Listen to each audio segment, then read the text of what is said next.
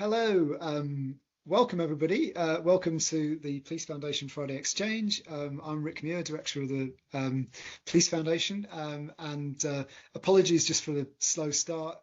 It was nobody's fault. It was just for some technical reason, we just couldn't get ourselves sorted. So apologies for that.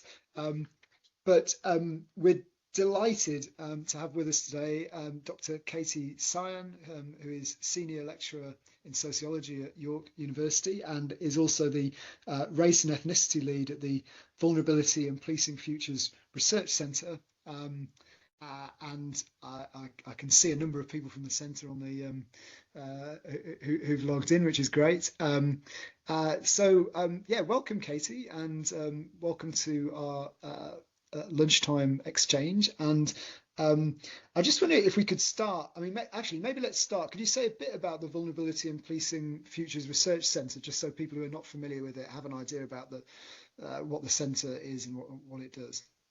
Hi everyone, thanks for joining. So the Vulnerability and Policing Centre is an ESRC funded centre, and we've got lots of projects going on, all dealing with different issues, but essentially looking at the role of kind of policing in terms of vulnerable groups and communities, and also thinking about the wider impact and kind of interrelations with other services. So whether it's youth services or healthcare services and so on, and how that kind of interlinks with with policing services, and the extent to which that kind of minimises vulnerability or in some cases exasperates vulnerability.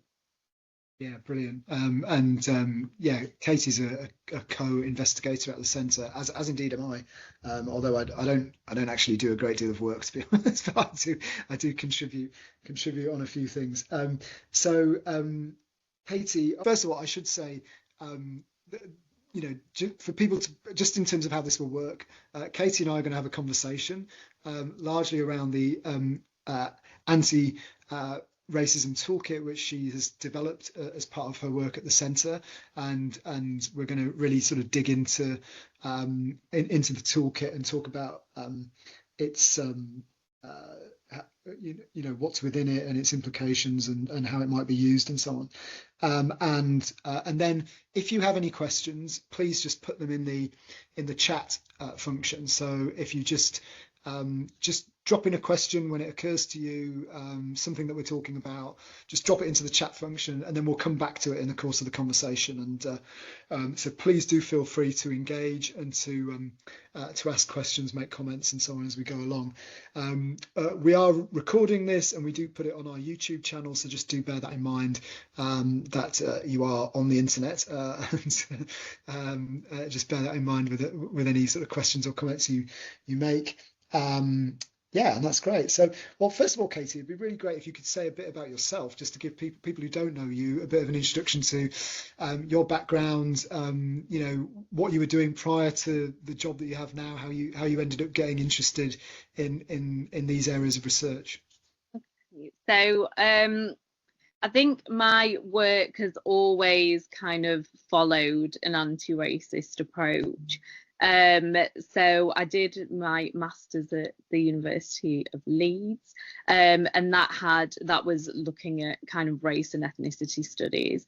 And then my research, which was my PhD, but I still kind of continue that today, it was based around actually looking at Sikh and Muslim conflict in Britain. And it was carving out ideas around Sikh Islamophobia, whereby Sikhs have often kind of separated themselves from the Muslim community, and it's kind of good minority versus bad minority and so on, which has been exemplified by the war on terror, where Sikhs and also large sects of the Hindu community don't want to be mistaken for Muslims because they're the better integrated kind of population.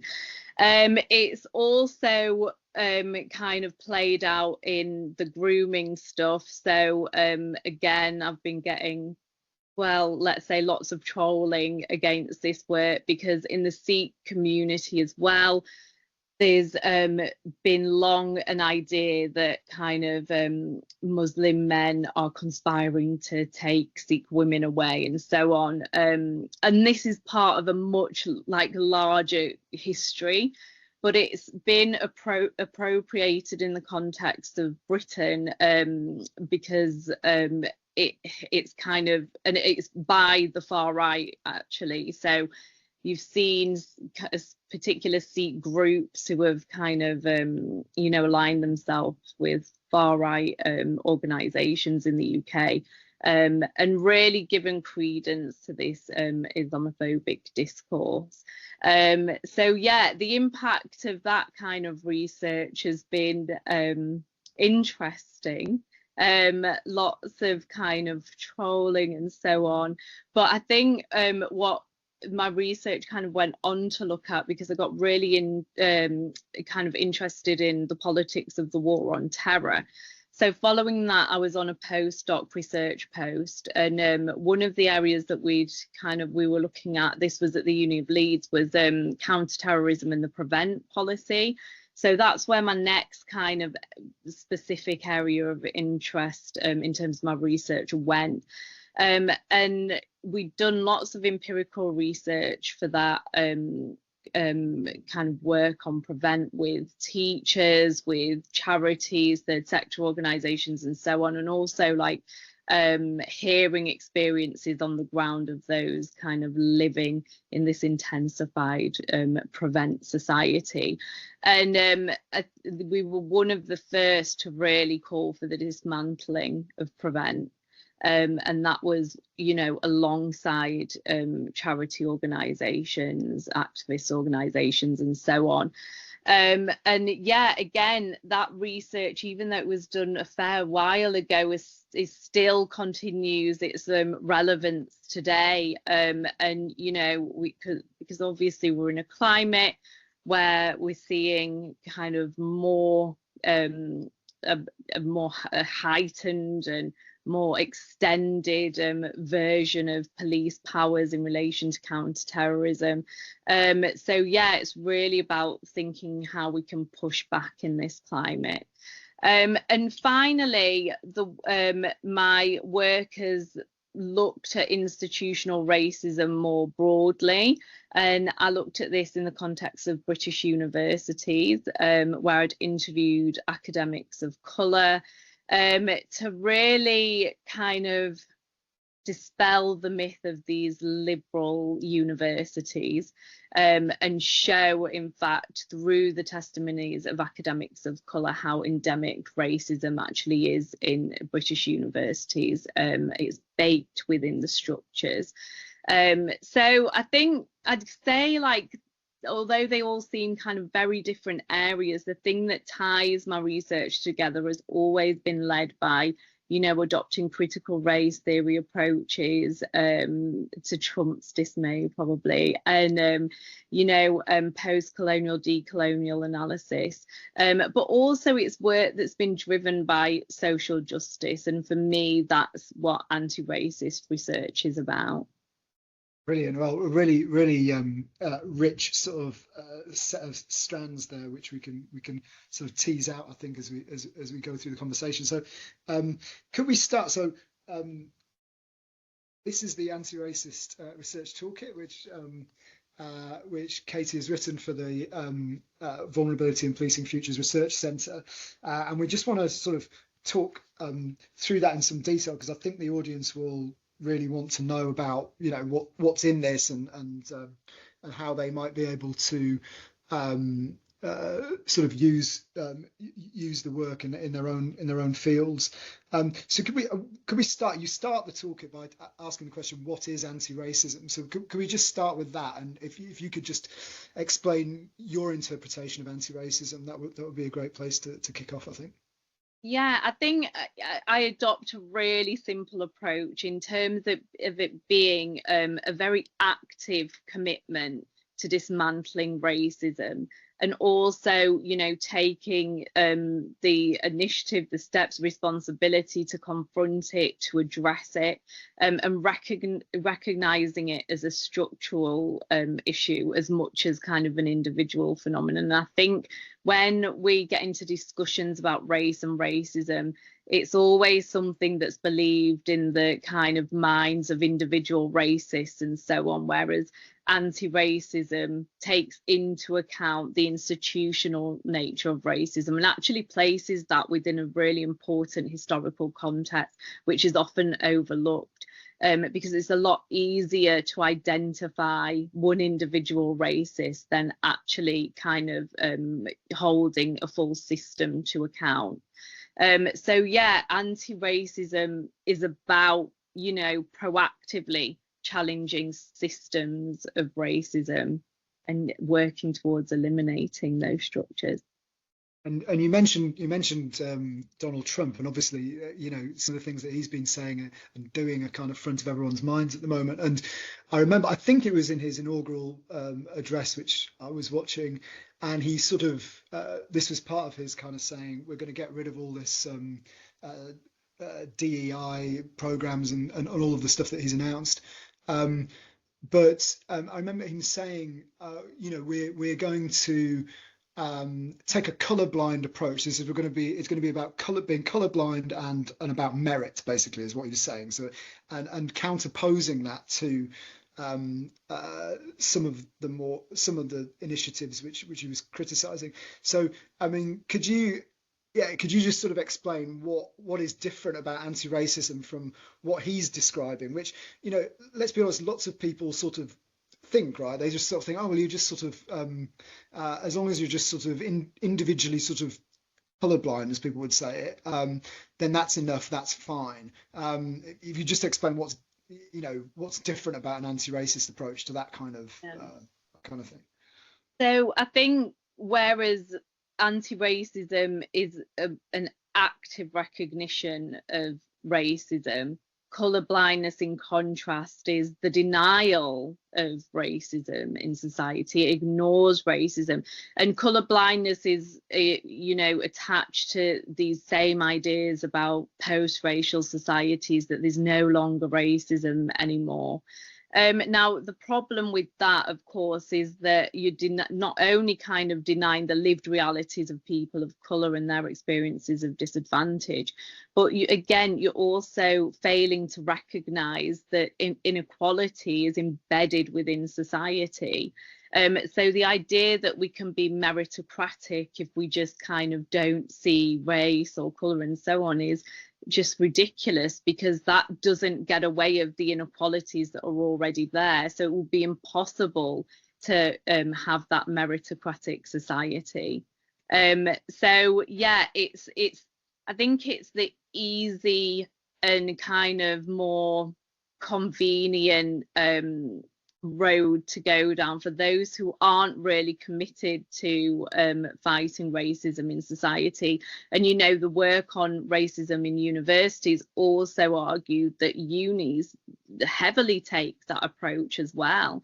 Okay, they may have the EDI policies and decolonizing the curriculum and so on, but actually recognizing the ways in which their very own practices reinforce and perpetuate racial inequality is kind of ignored. You know, they don't want to talk about that. They don't want to really talk about the underrepresentation or, you know, or the different practices that really create the disadvantage. So yeah, anti-racism is more kind of tackling racism head on, rather than kind of, you know, just saying, oh, it's okay, it's not out there. Yeah, no, really, really, really helpful. And just let's sort of get into the into the toolkit a bit more. So what do you think an anti-racist approach means in terms of some of the methodologies that are used by social scientists and other researchers? What are the kind of methodological implications of taking an anti-racist approach? Mm-hmm. So I think what we found, because the anti-racist toolkit really emerged from work that was going on in the centre, because I've got some projects going on there, but also one of my key roles is race lead. So that's been engaging with our team to kind of really understand how we all understand race and racism within our research. So in terms of kind of the methodological implications, or actually I'd say the value, is that it's really driven by kind of, again, this idea of social justice and being ethical, and putting prioritizing community engagement, because one of the things which is so often, which happens so often in all social science research, is the idea that we just can, go into communities, get our research, and we go out again. So it's just like, it's very kind of quick data extraction. And communities now really kind of are becoming more and more reluctant to engage with academics, and especially the idea of white academics going into kind of the trouble hotspot areas and so on. It's just leaving them kind of mistrustful and not actually wanting to engage with research, which is completely understandable.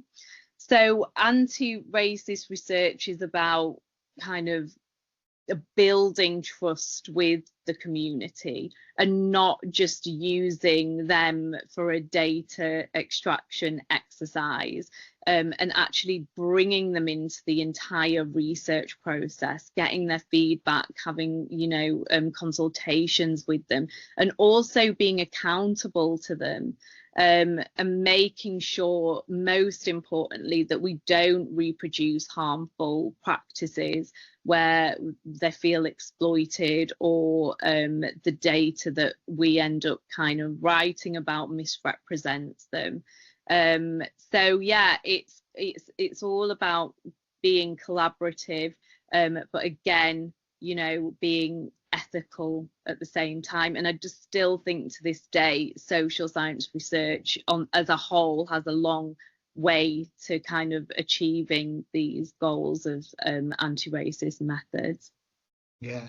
And is it how do you what are there some examples? What are the kind of things that you do to engage communities in research, and not completely take what you say, the traditional method of seeing the people that you're engaging with as the sort of the subjects of the research, and exactly that you're just there to extract information from them and then leave. But what are the kind of things you think people should be doing which would be an anti-racist approach?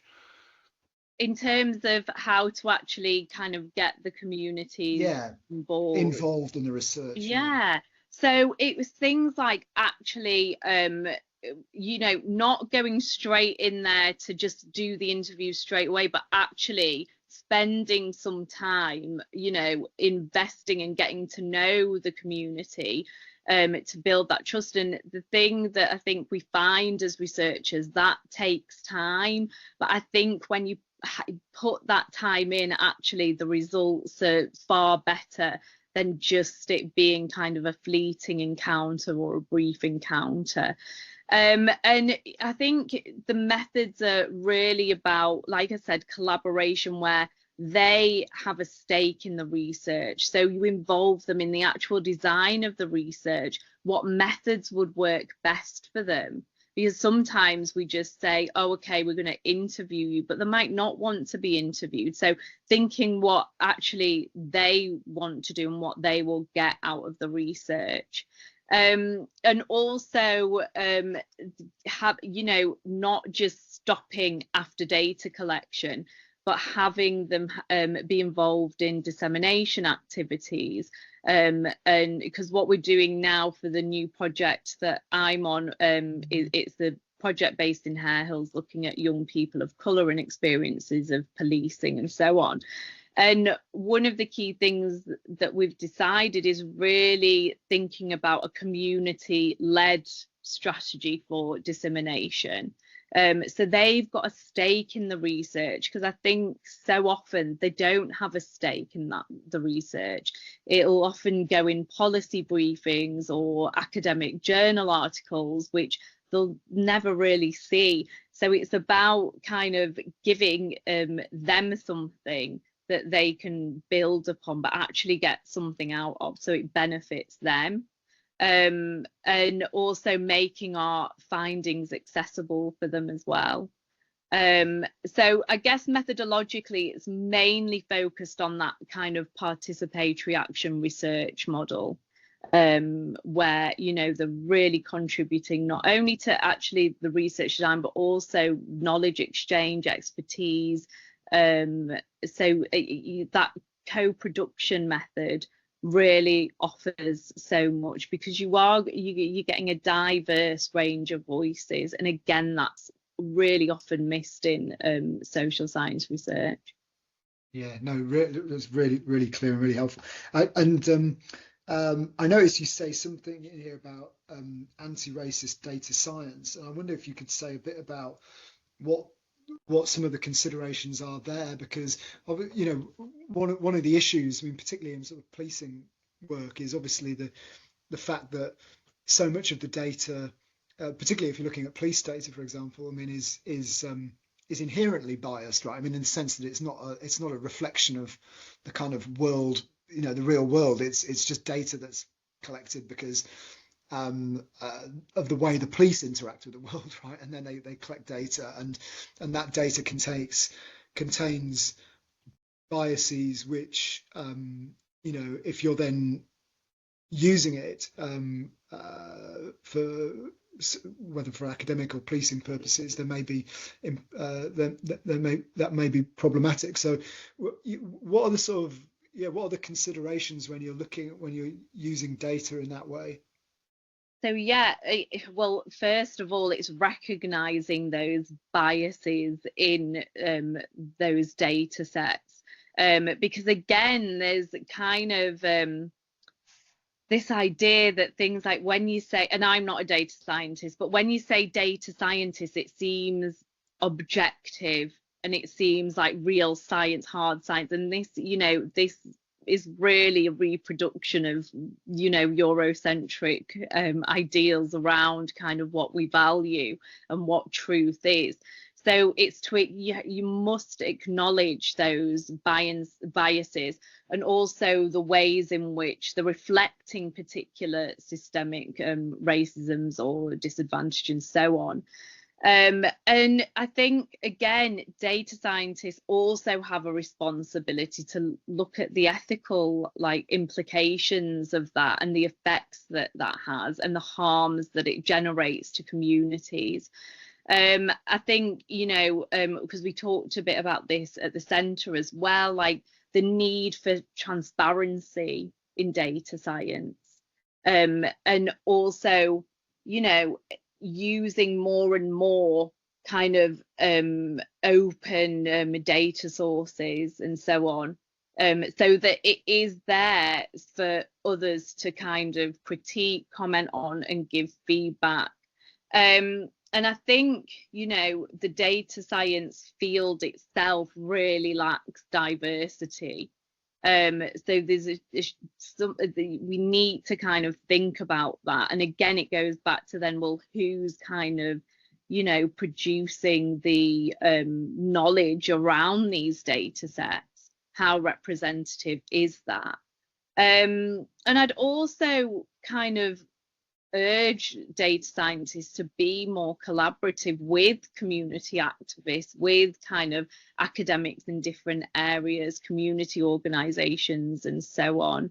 I gave the example to the centre of a group in Manchester who are really using data science as a tool for kind of social justice, where they are like actively collaborating with different groups on the ground to kind of form you know, technology data that's used as a tool for kind of social justice, and they did this in terms of like data on tasers and people of colour, and really shown the inequalities there, because I think it can be used as a tool for empowerment. And I guess for anti-racist research, that's where you want to kind of be, rather than just using that data kind of almost blindly to reproduce the same kind of disparities. Yeah, no, I mean, really, really helpful.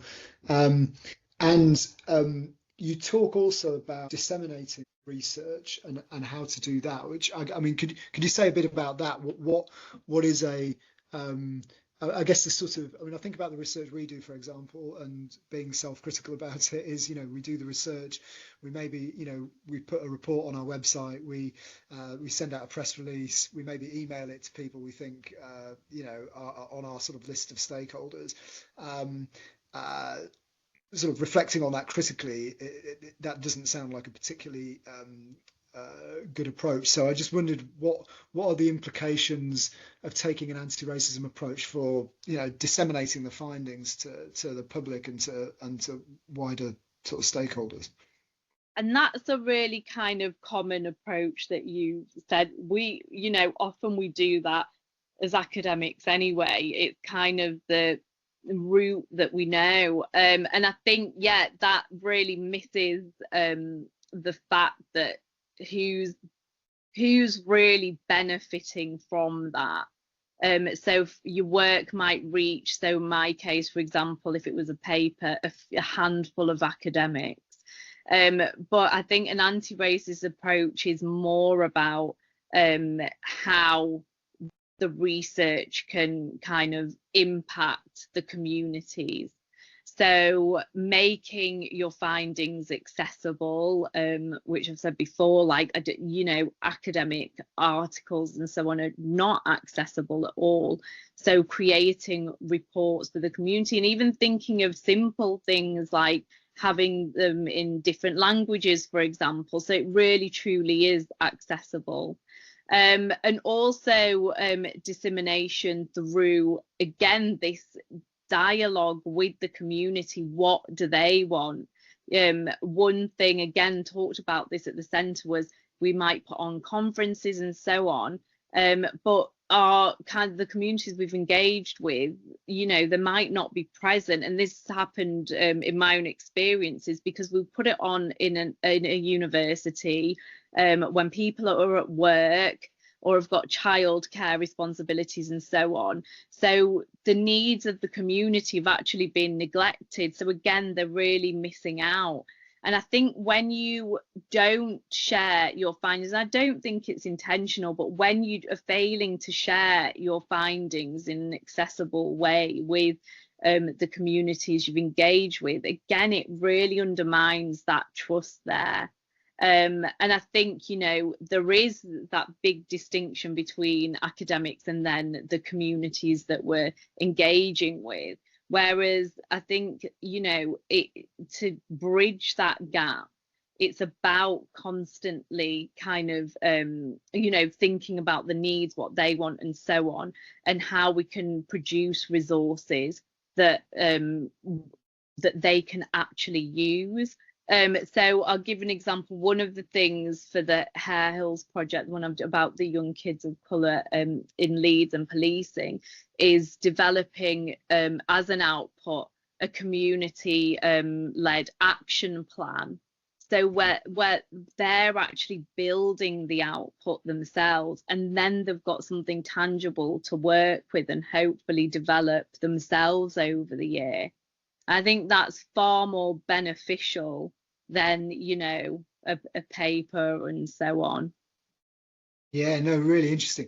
And could you say about, I mean, sitting behind a lot of this, I think is what you were saying earlier about higher education and the fact that, there is systemic racism baked in, I think you said. And what are the barriers? And to, in higher education, it's not, particularly when you're getting beyond undergraduate level and into kind of postgraduate research and so on, is not reflective of the population. It's sort of, and as you say, it's, these are often very kind of white spaces. And I just wondered what you think universities, I know it's a wider thing than just what universities can do, but what can universities do about that issue of access to higher education, about and particularly at that researcher level, a sort of postgraduate level, getting a more representative community involved in academic research. Yeah. So even in our centre, it's something that we're very aware of, and we've been very kind of, I'd say, proactive in developing policies and strategies to kind of recruit more researchers of colour and so on. But I think particularly there's been quite a lot of attention over the recent years, and it was actually at the time that the book came out, there was just a boom of literature really showing like the embedded racism within universities.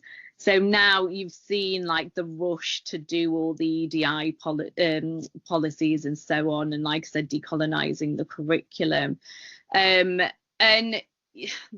it's great that those initiatives are there, but then you start wondering, this is window dressing, is quite superficial, and actually it works to even kind of fuel the neoliberal university even more, because it becomes a great marketing strategy.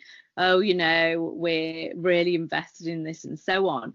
But again, I think this lies in the very structures. This is an institutional problem, and that's where the time needs to actually be invested in making those structural changes rather than the cosmetic changes that we're so used to seeing.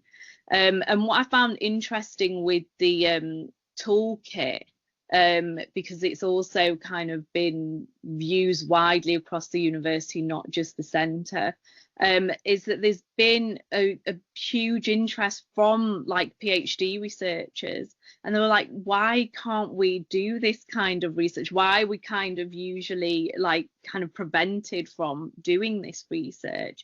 So that was really interesting, and I think then that there lies another problem with kind of lecturers, academics and so on defining to our PhD researchers what the scope of their research should be.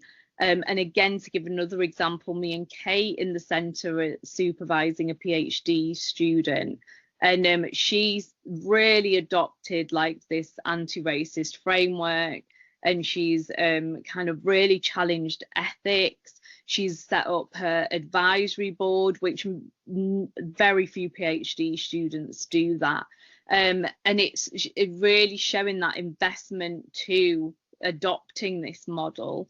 And yes, it might take more time, or it might be perceived as being a bit more risky or something, but there's so much value. Like you can see the way in which Tash, our PhD student, is just thinking about every aspect of the research design and process, and what she kind of wants to come from the research itself. So yeah, one of the things that has come out of the toolkit was like ideas of hopefully kind of circulating it almost in a welcome pack to new research students, because they actually do want to engage with this stuff, and I just think they haven't had it given to them so directly before. Yeah, no, well, that, I mean, and that there's a lot, I'm sure there's a lot that people listening to this can reflect on in that, in terms of how they approach their work. I mean, I just wanted to turn to the police actually as the sort of as the theme for the work that the centre's doing, and the police have their National Race Action Plan and have an aspiration there to become an anti-racist police service. I just wondered if you had thoughts on we obviously know where policing is at the moment, and Louise Casey said in the case of the Met, institutionally racist, institutionally homophobic, institutionally misogynistic, and I think police forces around the country would struggle to, on those criteria, meet the standard. Although only a few of them have sort of come out and declared that they accept that. But what do you think? And this is like a big question, so you don't need to answer the whole thing or come up with the perfect answer. But what does a police organisation have to do if it was to genuinely be taking an anti-racist approach? I mean, as I say, you don't have to list everything, but what are the big things you think that they would need to be doing? Okay, so I've got a really simple answer to this. I think for that to happen, it needs to be dismantled, because the institution itself is so rotten. It's not just a case of the few bad apples, the whole orchard is plagued. And this, these kind of commitments to anti-racism or REDI, so we've heard this for decades. There's been report after report after report, saying the same stuff, that the police are institutionally racist, but we're going to implement these changes and so on. But when the kind of, saying we want to implement X, Y, Z, you're just tweaking with the edges. And again, it's not really identifying actually the role that the police have played historically upon people of colour, the ways in which it's an institution that is born out of racism. If we link in the US, it's and you can see the parallels with slavery and policing. It's another tool, a state tool, to really kind of control, regulate, and discipline racialized bodies. So, I think it's almost irreparable. So my kind of thinking around like how we might embed an anti-racist approach will be more kind of really taking seriously, and many people do not, and but actually the ideas around abolition, because I think when you say abolition, people think, oh my God, what would we do without the police, how would we survive? And it isn't necessarily like the full elimination of the police. It doesn't mean that. It means a decentralization of the role that the police play. And for people of colour who are, most affected by over policing, racism, and so on, it would probably be more useful and actually more empowering for those communities to actually divert funding from policing back into the infrastructure. So we have fully resourced kind of support services, whether it's youth services, health services, mental health services, and so on, because then that creates actually more kind of inclusion rather than exclusion, because you're actually taking the time to invest within this community and building that infrastructure, which creates a greater sense of security rather than putting more police on the streets. So that's the kind of approach I'd take with that.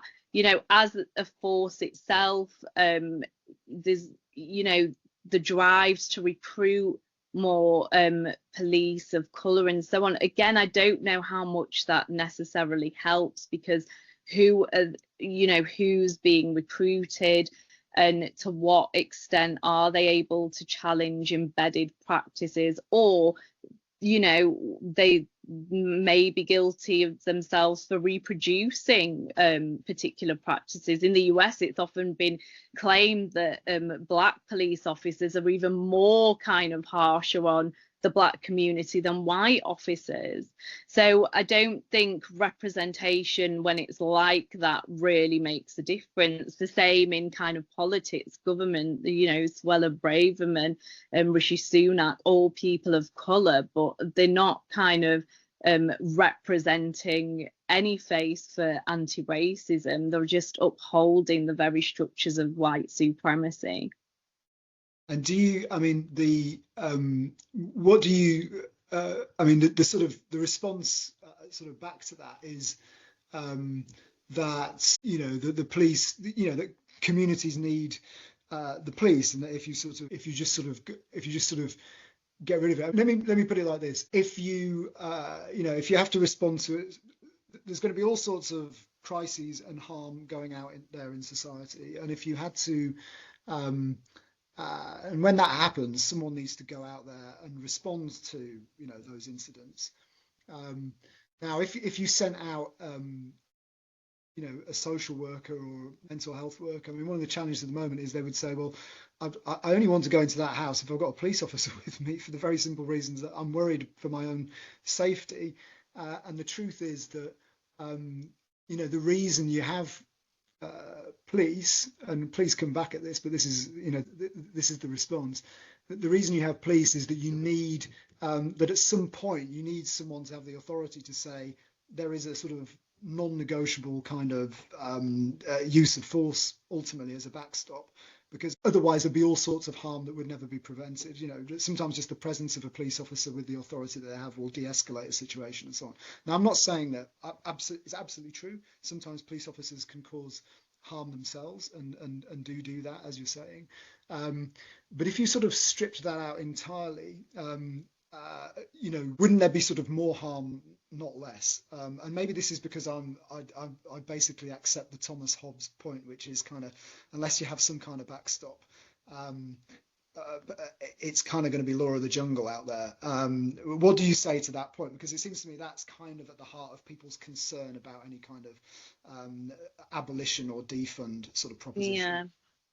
And, you know, I've been really interested in kind of really, you know, taken a lot of my interest in this approach. And I think, you know, there are things that are being implemented, like where, in the sense, the community become the police, right? And that's actually worked in many places in the US. So I think because the police, like the prison, are so kind of common sense and naturalized to us, we can't imagine a world without them. It's really difficult. And Angela Davis, in my favorite book of all time, Are Prisons Obsolete?, really kind of brings our attention to how naturalized these institutions have become. But then she gives the example of, well, you know, at a time, the system of slavery was so naturalized, but we were able to abolish it. So why can't the same be possible for these institutions that are harming communities of color?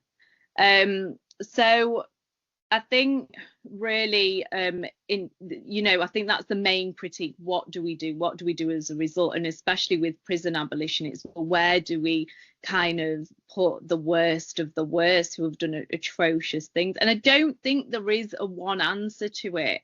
There's so much diversity within the abolitionist movement. It's not just, oh, you know, dismantle prisons, dismantle kind of the police and so on. And the way I certainly look at it is about that decentralization, because I think we've placed so much emphasis on these institutions as representing law and order, but actually when communities self-organize, they can help maintain order in really interesting and creative ways. And again, I think the whole thing about investing in communities becomes really important, because that if you invest in kind of really deprived areas where crime rates might be really high, if you properly invest and actually like give, you know, opportunities, an access to these communities, I think the crime rates would most likely go down. Yeah, I mean, and of course you could do both, couldn't you? You could just have the police and invest in those communities and make and that's one of the other ways of sort of thinking about it, I think. But let's and we've got some questions here which I think just sort of getting into the detail of the toolkit, which I think is really helpful. So this is from Ferrat, who says your toolkit supports participatory action research, which is an empowering approach. However, given the scale and systemic nature of issues like racism, how feasible is it to use participatory action research alone to create impactful change? Do you think mixed methods might be better suited for addressing such complex challenges? And how could they work in practice alongside or instead of participatory action research? Yeah, I think with anti-racism research as a whole, I think there is no, you must do X, Y, and Z to achieve the goal. I think the one thing that puts off many researchers, and understandably, is the time that participatory action research takes. And it does take time. And there's a great book by Claire Alexander called The Asian Gang. And she wanted to kind of look at gang narratives in Manchester and so on.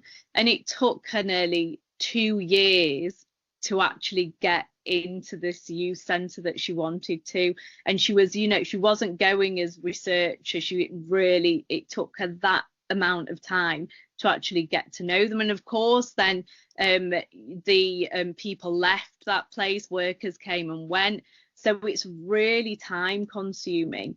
But like I say, if you are able to have to allocate that time and understand the challenges that comes with, then it really is worth it. And I think mixed methods approaches are fine, like we've said, whether it's data science and so on, like it can all be empowering. It's really a case of how you're applying those techniques. And having that kind of anti-racist understanding, and also an understanding of the responsibilities that come with the different methods, whether it could be kind of ethnography, for example, which some stuff, especially in anthropology, has been like really terrible in just kind of engaging in voyeurism almost, and then again misrepresenting communities. But you could still use ethnography as an anti-racist researcher, but then apply the anti-racist values and that awareness, and not to kind of reproduce those harms. Yeah, thanks, Katie. And a really brilliant question from Michaela, which is, with the community-led action plan, how do you balance community engagement and empowerment with not wanting to put the burden of improving systems on the community that is negatively impacted by those systems? Yeah, and that's a really good question. And I think we're going to find out as this project continues. We're right at the start. And they might be like, what, we don't want that, and we have to respond to the what they want and what they need and what would be most beneficial to them. It sounds great, a community action plan, but actually in practice, exactly like Michaela said, it might not work, and it might actually put extra pressures on the community, which is something that we don't want to do. So I think with this kind of research, it is always being willing to adapt to change, even if you think you've got a really good idea that will be so beneficial. In reality, research is so messy and it never pans out like that.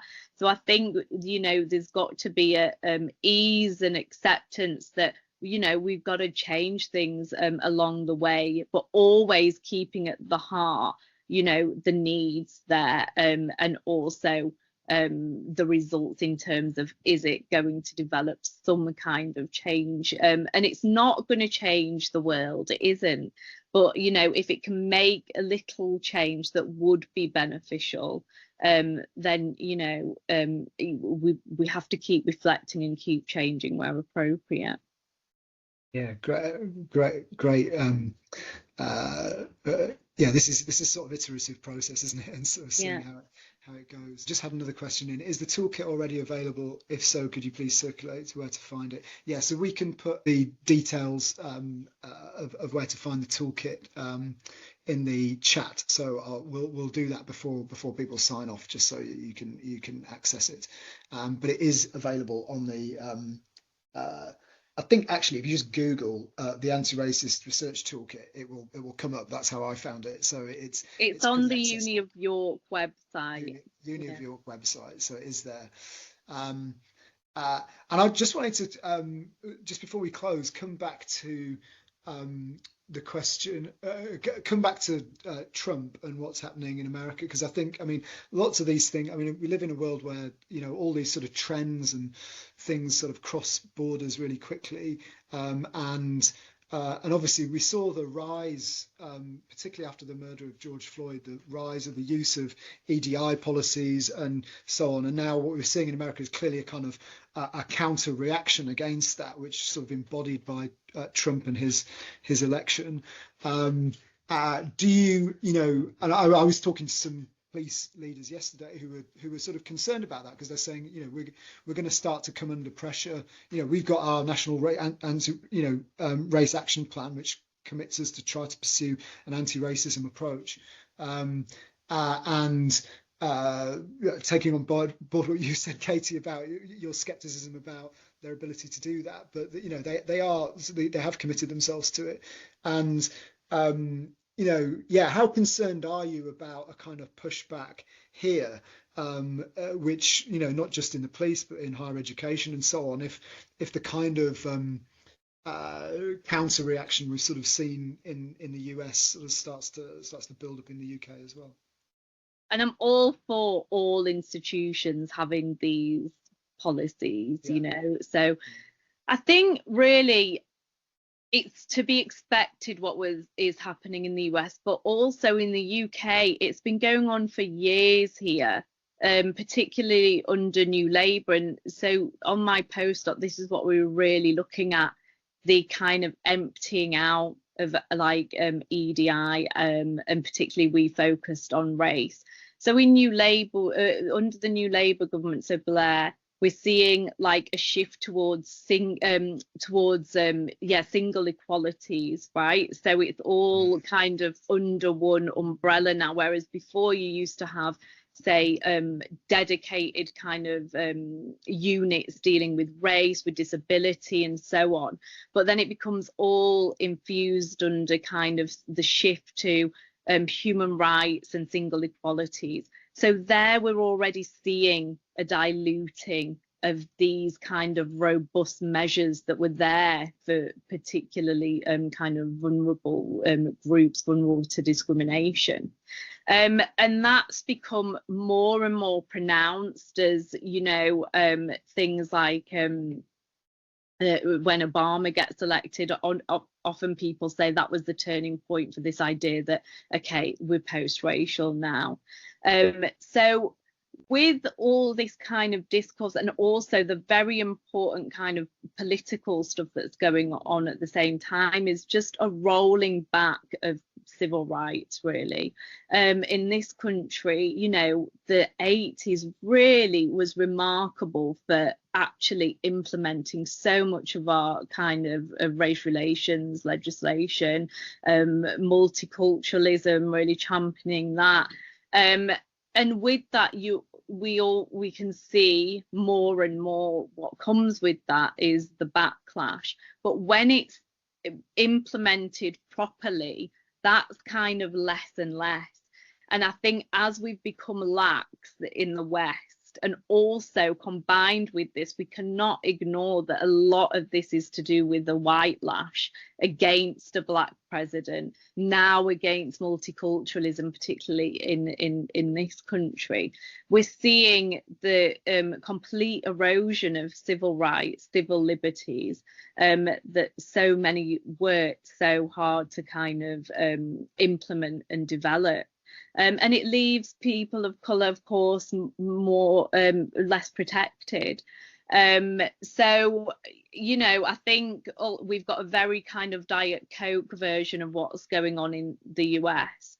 But this is more, to me, a representation of, you know, a movement that's really trying to reclaim white supremacy and just entrench white supremacy explicitly throughout the US. Yeah, no, it's worrying times. But look, I mean, it's been fantastic to talk to you this afternoon, Katy, and I really do recommend the toolkit, and we're certainly going to be looking through it at the Police Foundation to think about are there things that we should be doing differently in the way that we conceive our work and the way that we carry it out and the way we disseminate it and the way we engage with communities. But look, thanks, Katy. I mean, a really fascinating hour. I hope people enjoyed it. I certainly did. Lots of food for thought there. Thanks for making the time to do that. We really appreciate it. And as I say, do go and look up the toolkit. And it sounds like certainly in York, lots of people are using it.